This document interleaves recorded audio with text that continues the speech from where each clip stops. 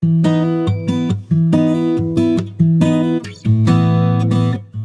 a wheat field just outside Copeland, Kansas, a group of farmers gather to work on a combine.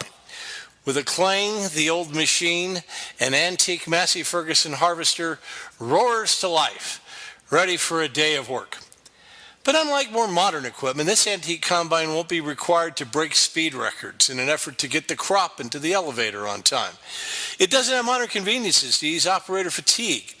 Its job today is purely to showcase the technology of the past.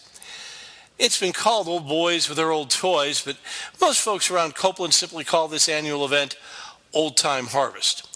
For 10 years, says Lynn Johnson, one of the event's many organizers, the farm families of Copeland and the surrounding communities have gathered their antique harvest equipment to celebrate and commemorate the harvest technologies of yesterday. Here a number of years ago, we got the old 36 John Deere out, and I thought there was a whole bunch of these young boys around here probably needed to get a little of this chaff down their back, and get dirty, and find out how it used to be.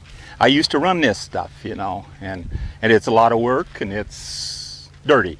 It may be dirty, but these wheat farmers are giving a new generation an experience of a lifetime. Johnson says the late Gail Frank gets much of the credit for starting the annual tradition. And he was a big part of this. He loved his antique machinery. Frank's love of antique machinery may have sparked a tradition, but that same tradition and community fellowship is what brings spectators in as far as Georgia and South Dakota. The day at Old Time Harvest begins with a prayer for the participants and the blessings of the harvest. Local farm wives set up a noon meal for visitors, while children take turns riding on the equipment with their parents and neighbors.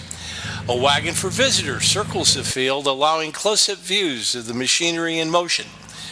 Tradition and a fondness for yesteryear appeal to participants like Jack and Don Dunham, area farmers who've known many of the participants for a lifetime. Primarily, we're just here to look at it, mainly just to see this stuff operate, I think.